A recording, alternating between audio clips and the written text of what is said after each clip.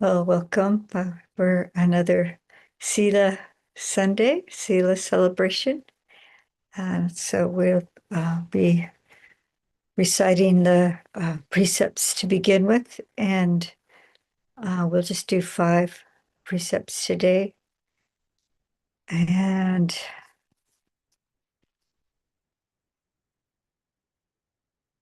I will screen share. And we have someone here who will be taking the precepts live. So would you like to make the request? Yes. We, Venerable Sister, request the 3 refuges and the 5 precepts. For the second time, we, Venerable Sister, request the 3 refuges and the 5 precepts. For the third time, we, Venerable Sister, request the 3 refuges and the 5 precepts. Sadhu. So I will recite Namo Tassa 3 times, and then you can recite that 3 times. Namo Tassa Bhagavato Arahato Samma Sambuddhassa. Namo Tassa Bhagavato Arahato Samma Sambuddhassa. Namo Tassa Bhagavato Arahato Samma Sambuddhassa. Namo Tassa Bhagavato Arahato Samma Sambuddhassa. Namo Tassa Bhagavato Arahato Samma Sambuddhassa. Namo Tassa Bhagavato Arahato Samma Sambuddhassa. So now I will, line by line, you can repeat after me. Buddham Saranam Gacchami. Buddham Saranam Gacchami. Dhammam Saranam Gacchami. Dhammam Saranam Gacchami. Sangham Saranam Gacchami. Sangham Saranam Gacchami. Dutiyampi Buddham Saranam Gacchami. Dutiyampi Buddham Saranam Gacchami. Dutiyampi Dhammam Saranam Gacchami. Dutiyampi Dhammam Saranam Gacchami. Dutiyampi Sangham Saranam Gacchami. Dutiyampi Sangham Saranam Gacchami. Tatiyampi Buddham Saranam Gacchami. Tatiyampi Buddham Saranam Gacchami. Tatiyampi Sangham Saranam Gacchami. Tatiyampi Dhammam Saranam. Sorry. Tatiyampi Sangham Saranam Gacchami. Tatiyampi Sangham Saranam Gacchami. Tisaranam Gamanam Nitidam.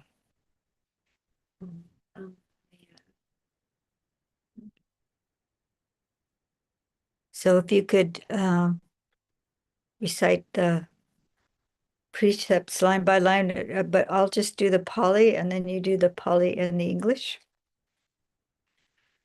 Panatipata Veramani Sikapadam Samadhyami. Panatipata Veramani Sikapadam Samadhyami. I undertake the precept to refrain from taking the life of any living creature. Adina Dana Veramani Sikapadam Samadhyami. Adam Sikapadam Samadhyami. I undertake the precept to refrain from taking that which is not given. Kame Sumi Chachara Veramani Sikapadam Samadhyami. Kama Sumi Kanichara Sikapadam Samadhyami. Musawada Veramani Sikapadam Samadhiyami. Musa where Sikapadam Samadhiyami. I undertake the precept to refrain from false and harmful speech. Suramiraya Majapamatana Veramani Sikapadam Samadhiyami. Majapamatana Veramani Sikapadam Samadhiyami. I undertake the precept to refrain from consuming intoxicating drink and drugs which lead to carelessness. This completes the 5 precepts. Sadhu, sadhu. Imani sikapadani silena sugatinyanti silena bogasampada silena nibutinyati tasma silam visodaye. These are the 5 precepts. Virtue is a source of happiness. Virtue is a source of true wealth. Virtue is a source of peacefulness. Therefore, let virtue be purified. Sadhu, sadhu, sadhu. So this is really a wonderful opportunity for celebration to those of us keeping at least 5 precepts that would cause happiness in the world, is freedom from oppression, freedom from harming. And this brings those who keep the precepts happiness, and then those who are around those people a sense of ease, because they don't have to be concerned about being harmed. So this is the main issue with the 5 precepts, is we're avoiding the harming other living beings, and when we keep them. So now Nyanika is offering a talk on the Dhamma. It's be a surprise for me because I'm not sure what the topic is. Well, I'll begin with Namo Tassa again, just because there's never too much praise to the Buddha. Namo Tassa Bhagavato Arahato Samma Sambuddhassa. Namo Tassa Bhagavato Arahato Samma Sambuddhassa. Namo Tassa Bhagavato Arahato Samma Sambuddhassa. Budang Dhammang Sangham Namassami. God. And it's such a good topic to follow on the expression of our Sila, the expression of the precepts, the safety that we're holding in the world, is to start out with a little meditation together. And I'm not going to give any guidance on it. I'd just like you to look, as we do about just 5 minutes. Notice how you get yourself ready for the meditation. Notice how you move into the meditation, anything that shifts as you're in the meditation. And then when I kind of signal that at the end, is just a noticing as you're going through the meditation process, so that we can talk about it afterwards. So please take your meditation posture, and I will let you know when about 5 minutes have passed.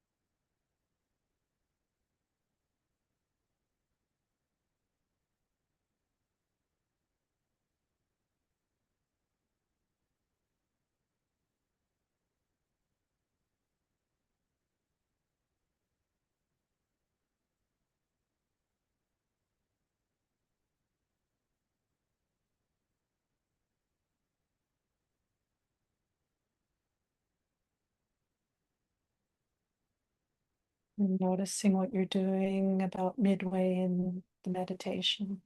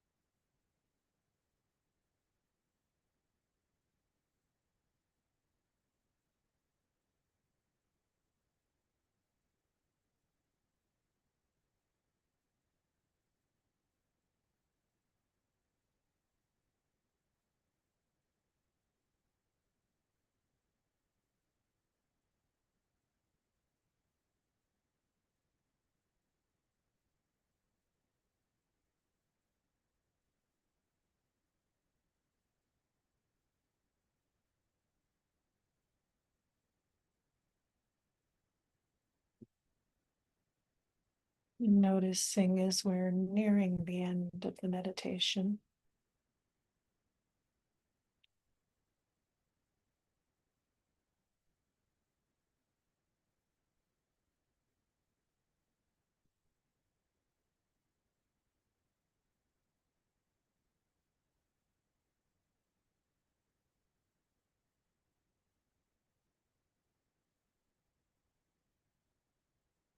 And then bring this formal practice of meditation to a close, noticing how you do that.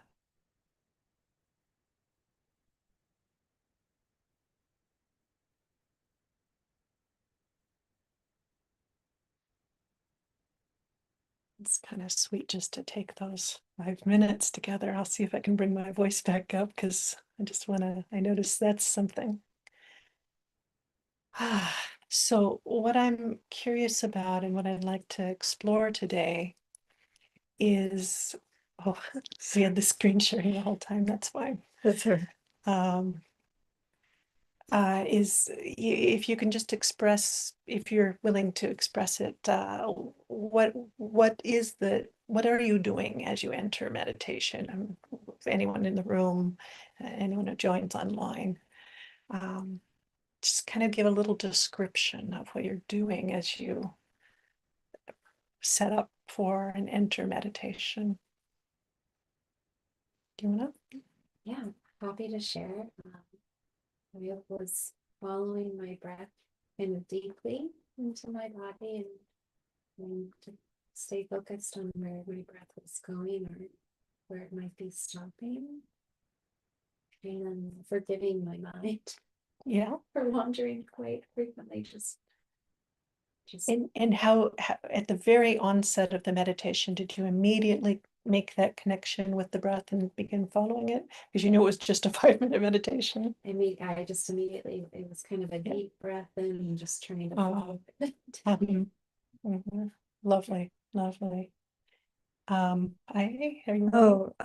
Usually I just start, I feel the body and like in a position of the body. A lot of times I'll feel like the pressure of my body against the cushion and the feet, how the things are arranged, the body's arranged, the lower part of the body.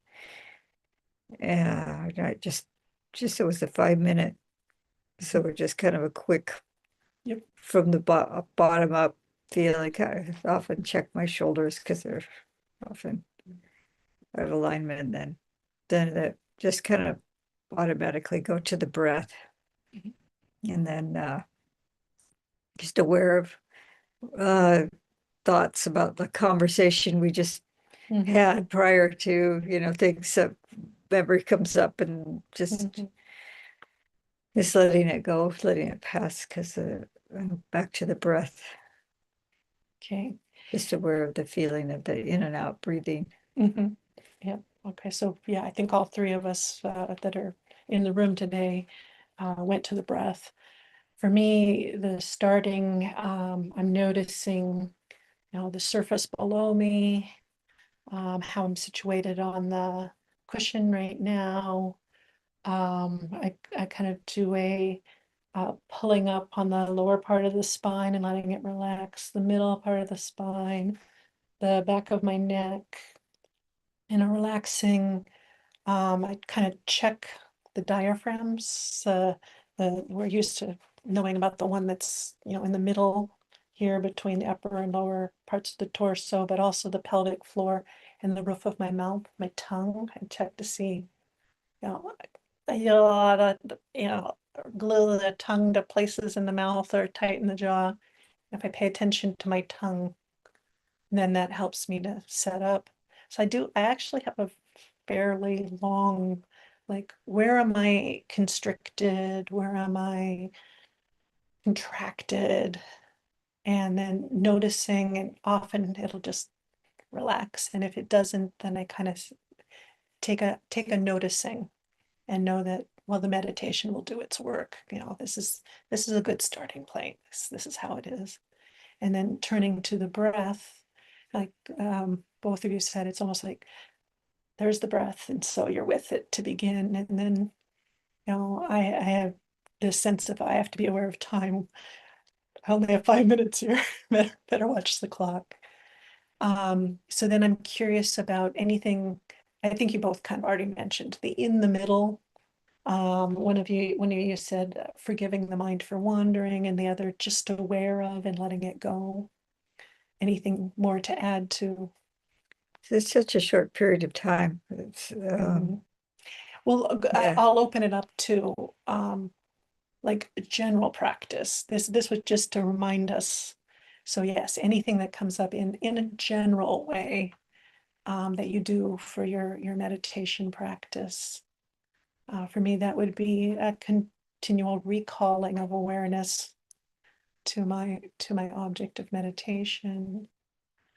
I do a lot of heart warming, bringing a smile into the heart, so that my practice is always got a kind of flavor of metta to it, even if it's the breath I'm in love with. It's got that quality to it. Are there things that anyone else in particular are your kind of go-to ways of working in the middle of meditation? Usually I'm looking at the quality of the breath, just to see that state of mind gets calmer if the breath is the breath becomes calmer. So it's Yes. just the natural progress of the breath becoming more soft. And then if my mind's wandered off and I see that my mind's been active, I look at the quality. A lot of times the breath will be stirred up if I've gotten off track and thinking about something. So just kind of having the breath kind of as a meter of how calm the mind is. And sometimes if the mind has gone off, and I can go back to more quickly to the calmer breath.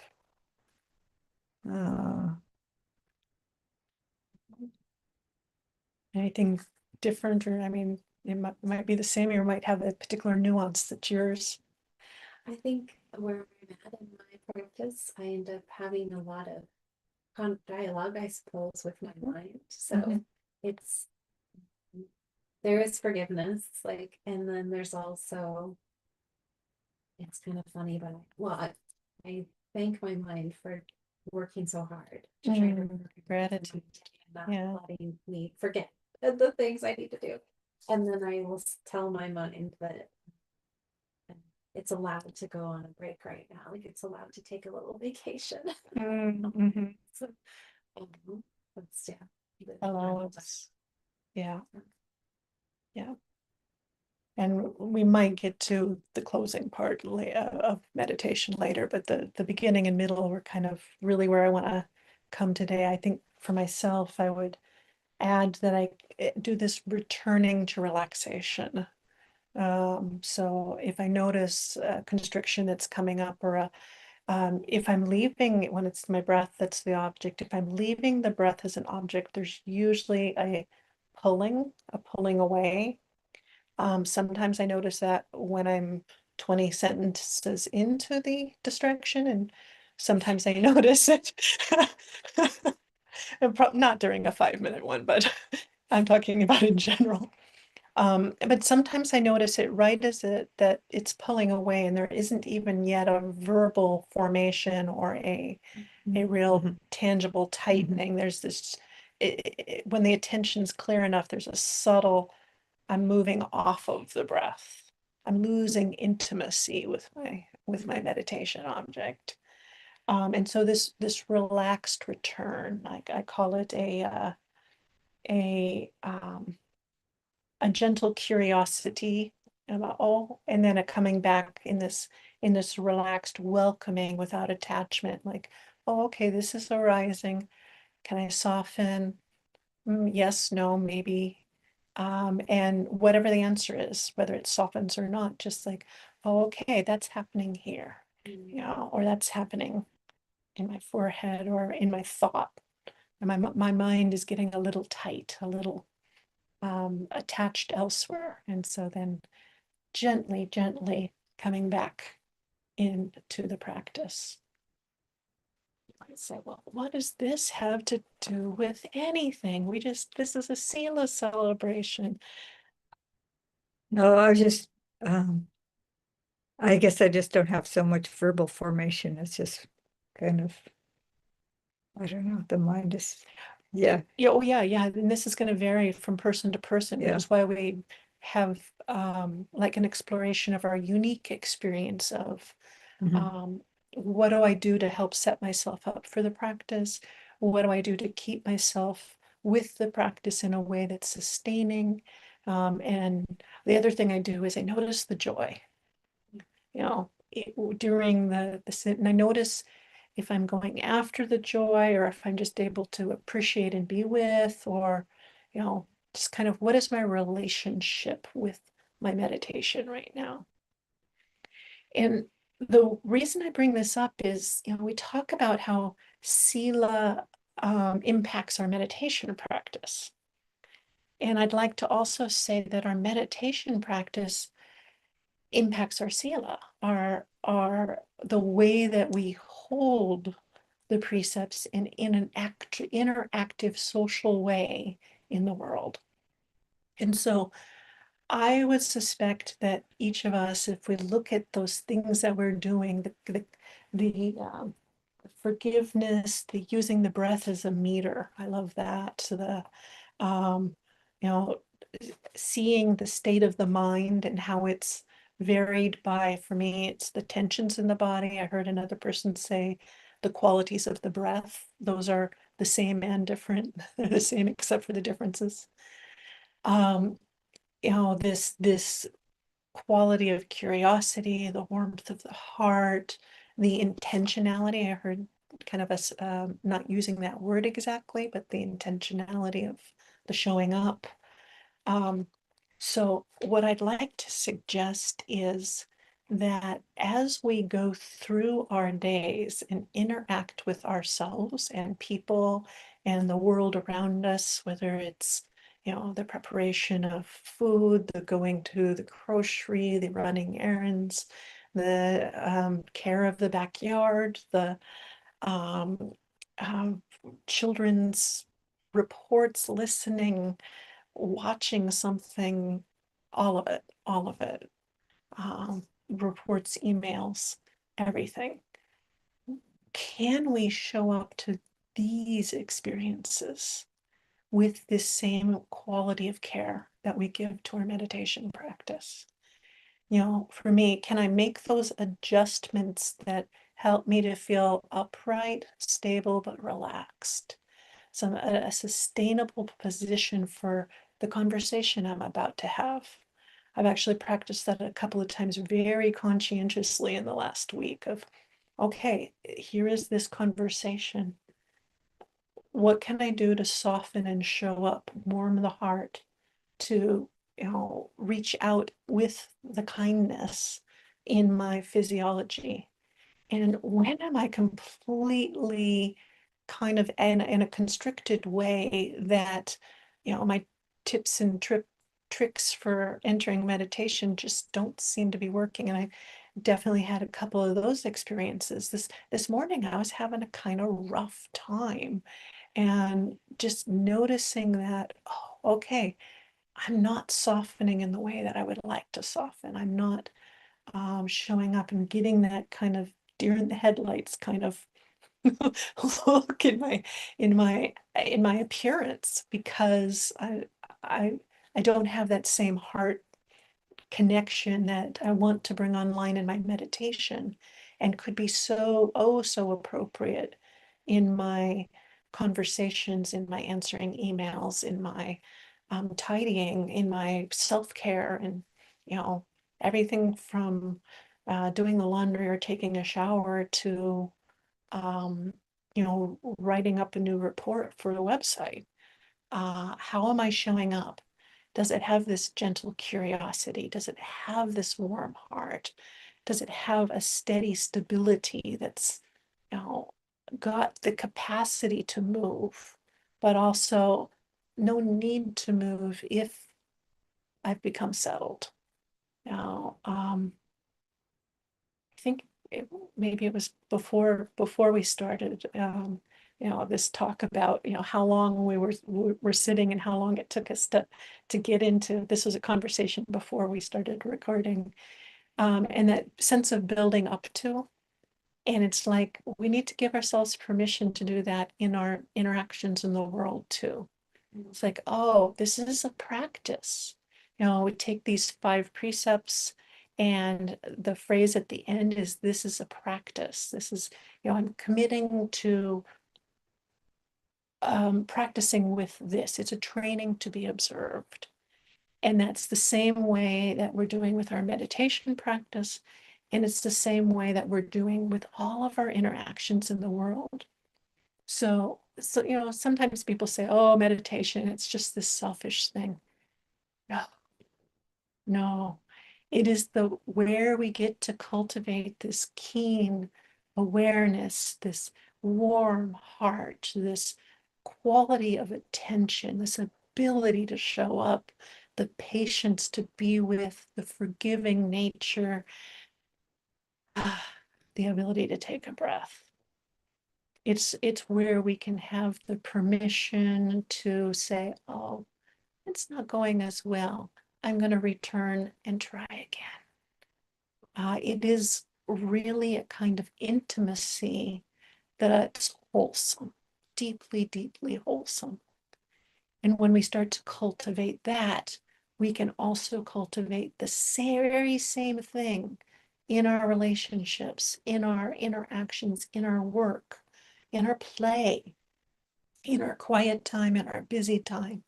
Nothing gets left out. There's no place that these practices don't belong. They may or may not be easy to do, but that's why it's a practice. You know, taking a breath, again, feeling, oh, my words are getting faster. Can there be more peace? A phrase I use in my meditation is, could this be more peaceful? And I think I can apply that also in my relating, whether I'm doing a chore or a job or a walk for pleasure or a conversation for whatever many reasons we have conversation. When I'm sharing food with the animals outside, when I'm just watching the animals outside. What is the attitude? And am I still in balance? So I wanted to kind of call this Dhamma reflection a balanced heart, because I think that's what we're doing when we're in meditation practice. And then I also think of it as this grounds for investigation. And it's the grounds of investigation for seeing the characteristics. It's impermanent. There's a rub to this, and it's just conditions unfolding. And I do that typically at the end of my meditation sit. I'll notice, what are the characteristics that are present? Am I seeing clearly the impermanent nature, the falling away? Am I seeing any way in which there is a suffering here, a dukkha? Am I seeing any of this ego arising, or am I seeing that it is fallen away, at least for a time, the less attachment? And we can bring those same questions into our daily lived experiences. But right now, am I making a me? Am I getting big in a way that is sticky and propped up or prickly, or something to be defended? Or am I able to just flow and be and regard and respond? And it is just the conditions of my practice that are there, present, responsive, and responsible. So these are the ways that at the end of a retreat, if we've been on a 5-day or 3-day, a 10-day or a 30-day, whatever it is, near the end of the retreat, inevitably the question comes, how do I transition this to daily life? And that's a question that I think that shouldn't be reserved for just when you've had a longer time to settle. It's a question that you naturally carry it out of each and every meditation time, whether it's a walking meditation, a sitting, a lying down, a standing meditation, whatever meditation you've done that's a formal practice. Can you take the same qualities, the softening, the awareness, the attention to things with curiosity, that openness, the forgiveness, the spaciousness, the coming back, the curiosity? Can we do that? Not because the meditation is different than the daily life, but because the practices naturally flow. They naturally carry. So I just kind of want to bring that up as a question and open that up. Are there ways that you see this already happening, where your meditation practices, the things that you set in motion with your meditation, flow into your day? Do you remember? Do you have some way of pinpointing? I had a teacher that asked me to look at every transition, the big ones, starting with, like, as you walk through a doorway. Do you notice what your practice is as you cross over any of the thresholds? And then to look for the next kind of transition, the foot lifting and moving over the threshold, the next transition, the shifting of the weight, till you realize that every moment is a transition. So can we bring those skills together, the meditation time and the interaction time? So I'd like to open it up for kind of a Dhamma exploration on that. No. I don't know, maybe I've been in this business too long. Well, I was a Zen student 50 years ago.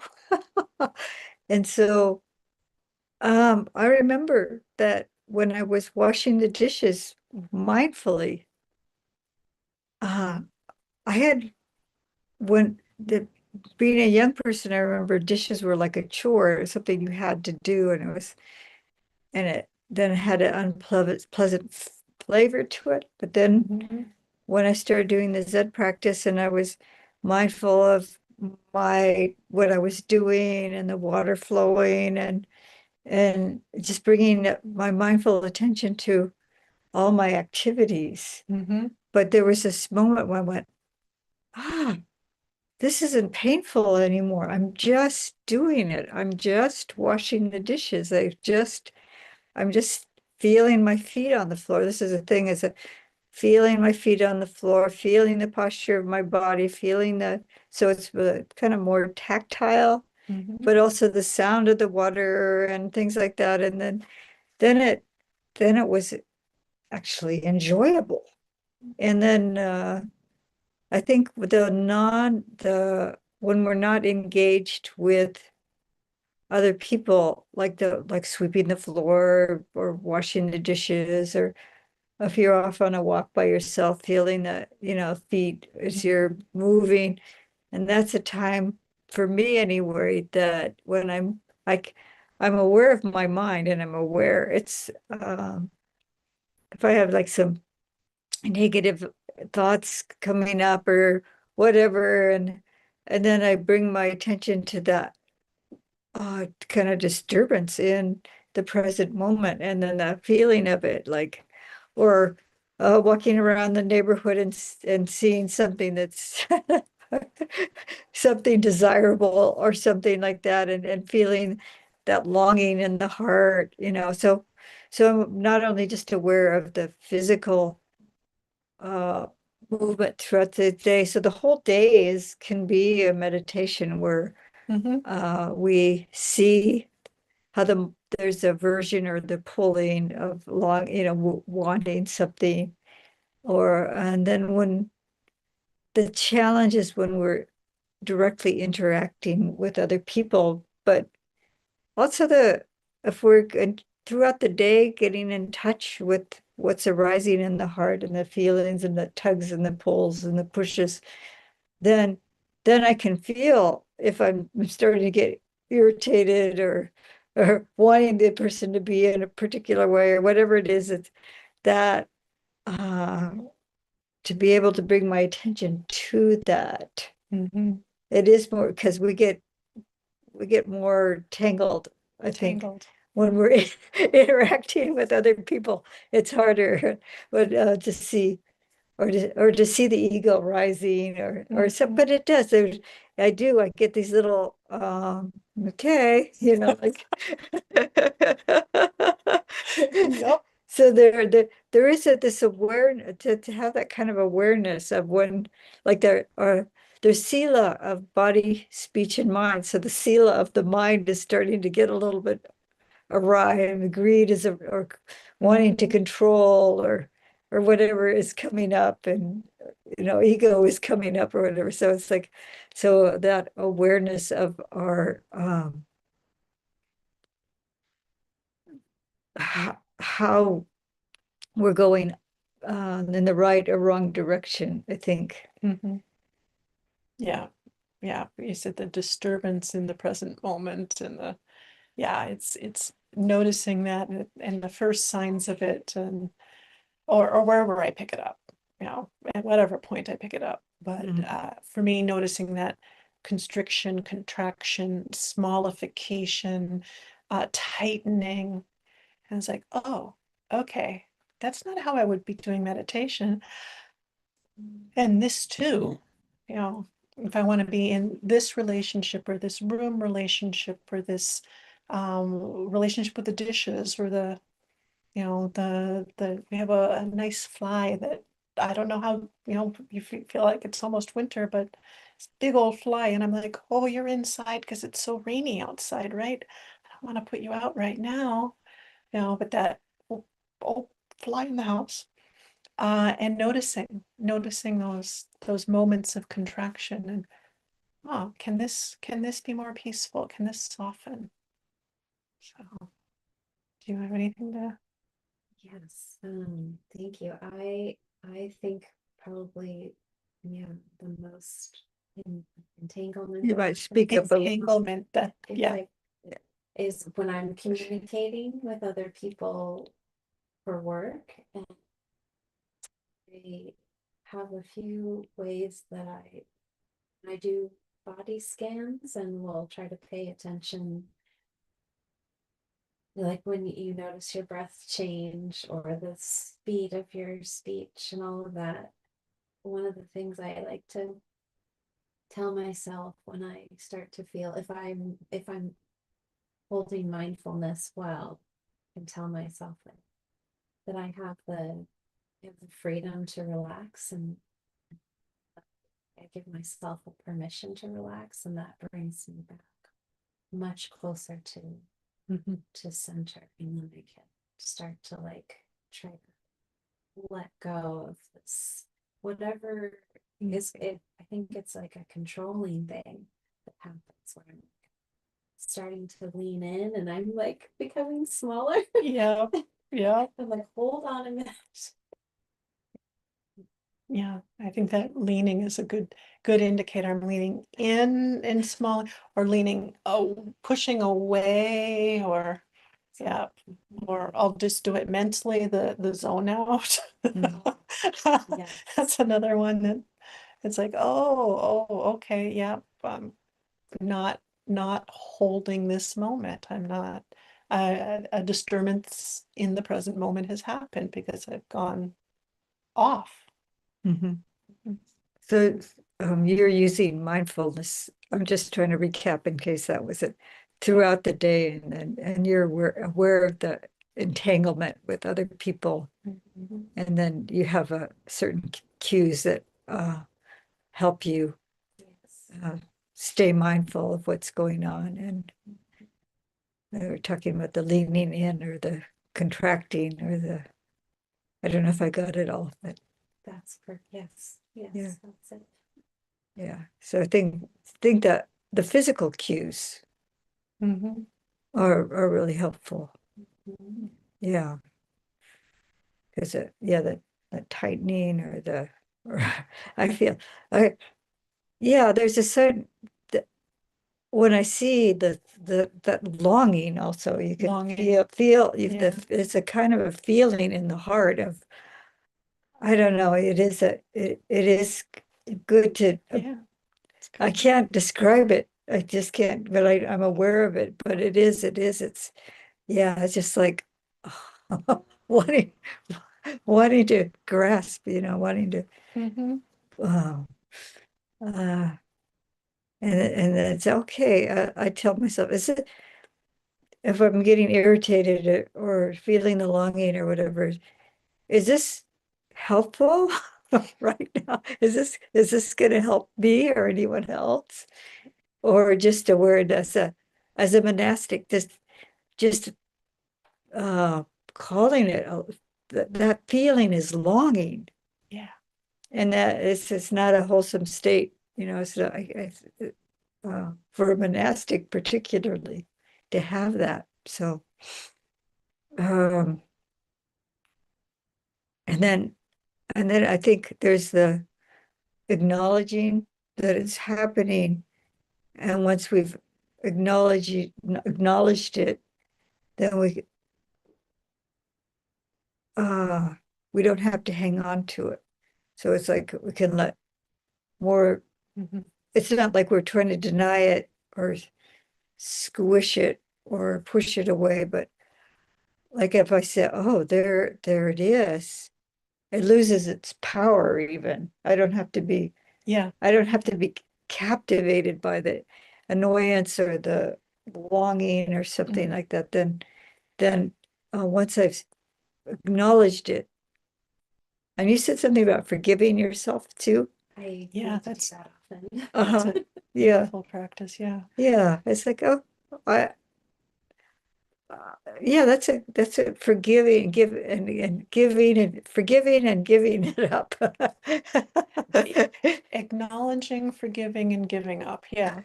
I do the okay, sweetheart. All right, sweetheart. It's kind of acknowledging and reconnecting, and then kind of a breath of all right, and then a recommitment. So a re-showing up. And noticing, okay, and there might be some swirl or something that's left that you know, because it now created an eddy, you know, it's in the Mhm. tangle. Mhm. And it's like, just, okay, and here is the consequences of having moved through that. Here we are, it's like this, and allowing it the time it needs for it to settle. Because sometimes I can, like this morning and other times, mornings are kind of the harder time for me to like, go from the meditation to the interaction. And sometimes I'm not calibrated in the way that I would like to be calibrated. I was like, okay. And these are the conditions right now.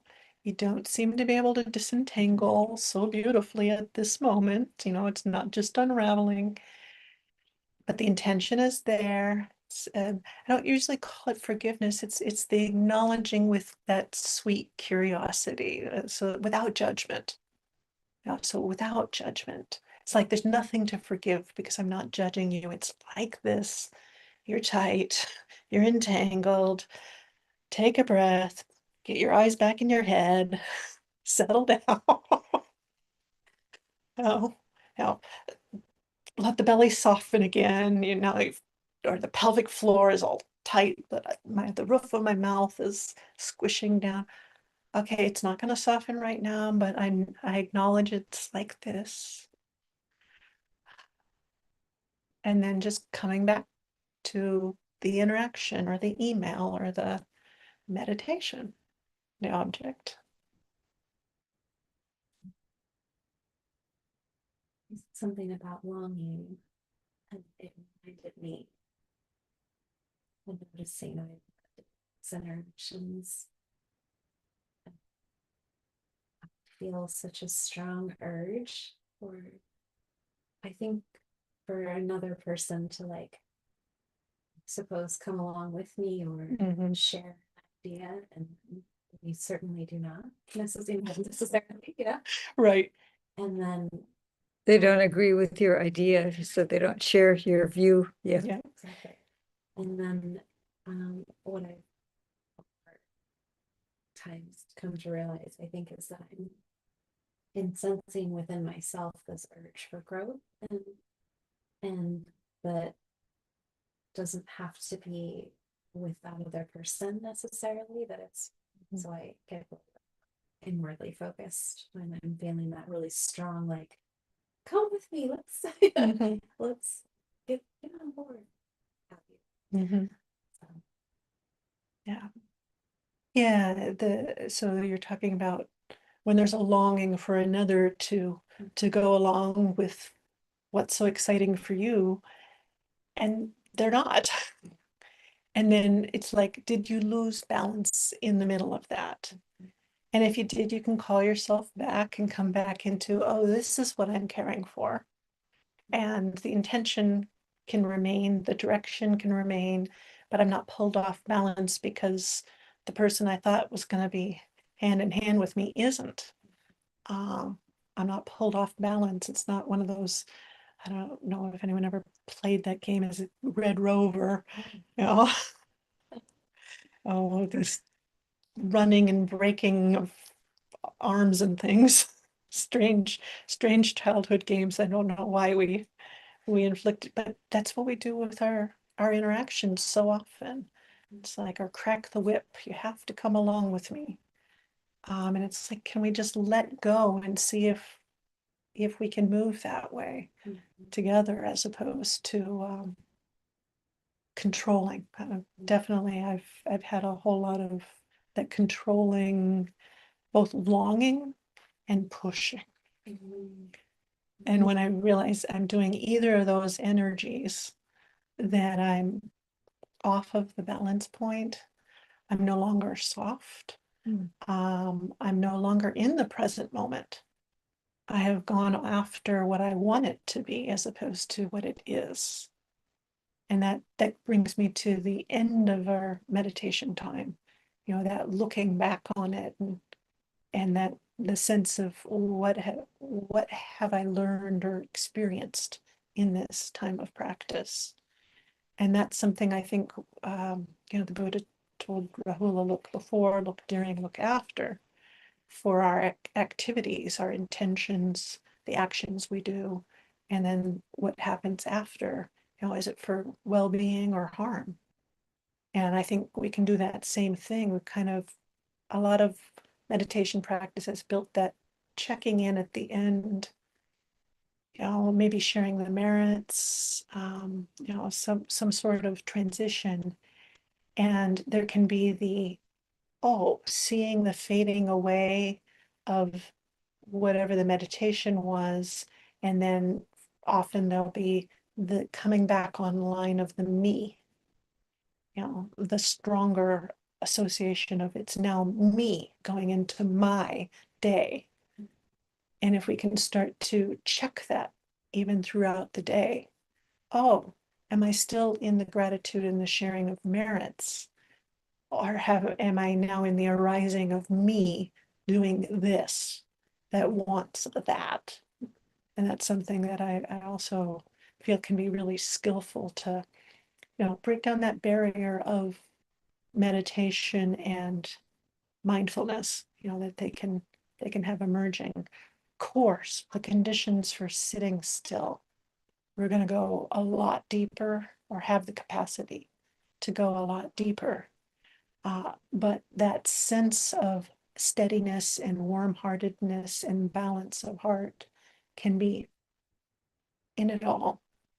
And it's a training, so it's not going to be just, I am smooth from here on out, because I set the intention.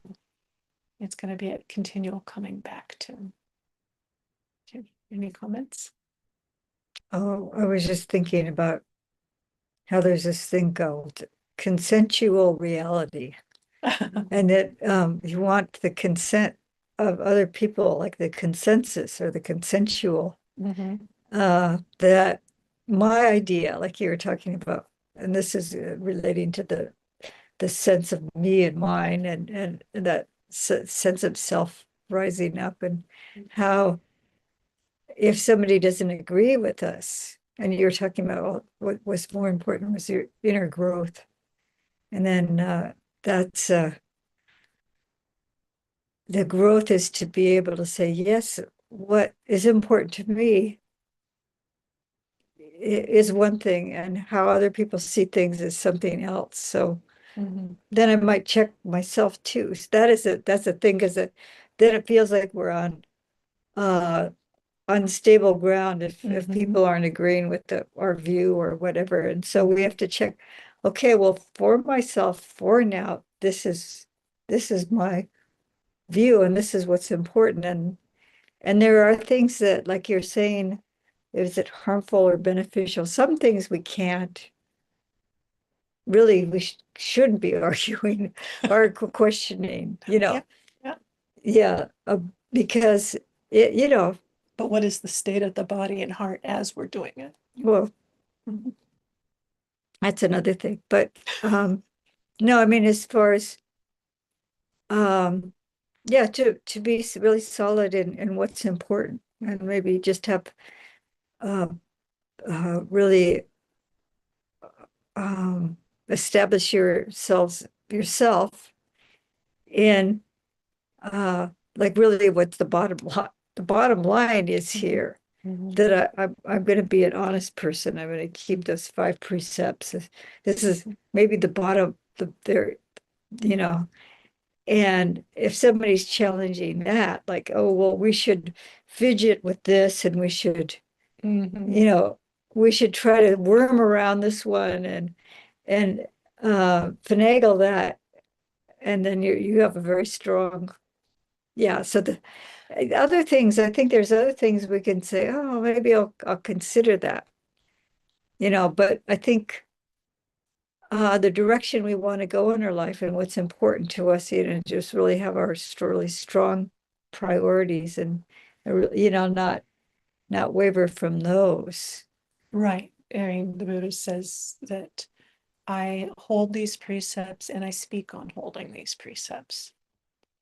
And what I'm suggesting is that the way that we hold it and the way that we speak on it, we will get more and more subtle in our ability to see the worming. Because when we begin to worm, or we're with someone who wants us to worm out of a precept, right there, we're going to feel that contraction. We're going to feel the pulling. We're going to feel the wanting to not be present with it. And yet the right response can be a very steady, stable, open no. No. No does not have to be a harsh word. It can be a very loving word. And it can keep us very well directed in the precepts become very natural now. And it's like the Arahants, it's so natural.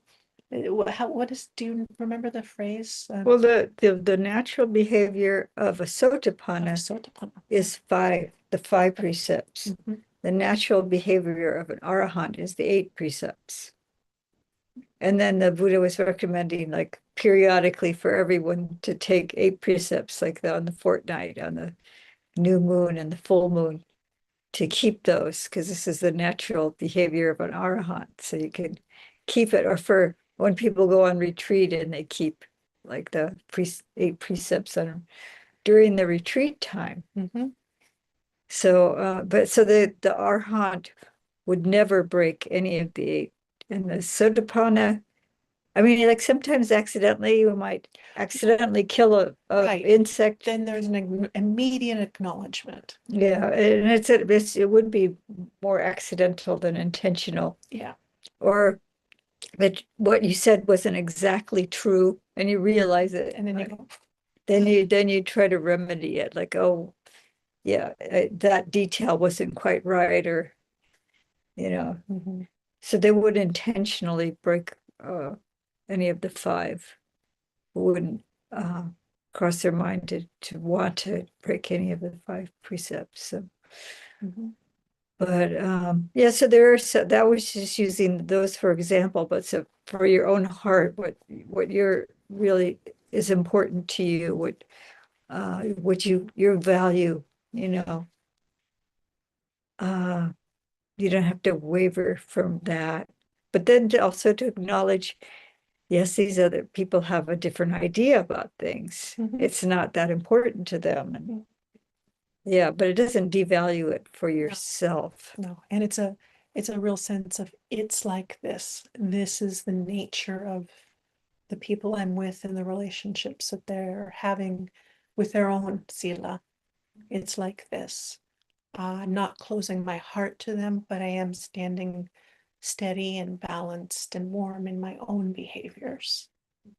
And that's really what I wanted to explore today, was that sense of what we're learning from our meditation and how that supports the flow and the support of our Sila in our everyday world, and how the practices, you know, they lean up against each other. This bhavana, this Sila, they're a steadying force for each other. So.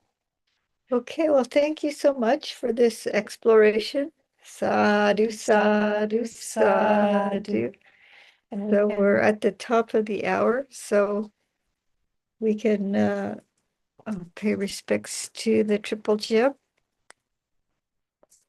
Oops, sorry about that.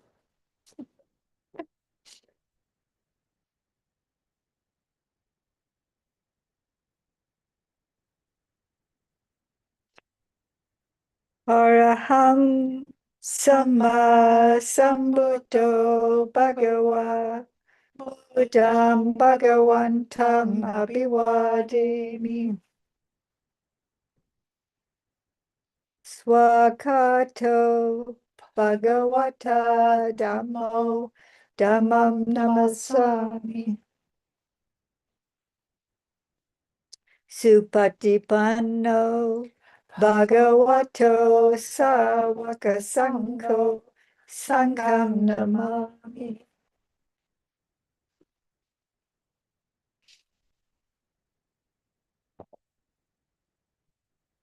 Have a wonderful rest of your day.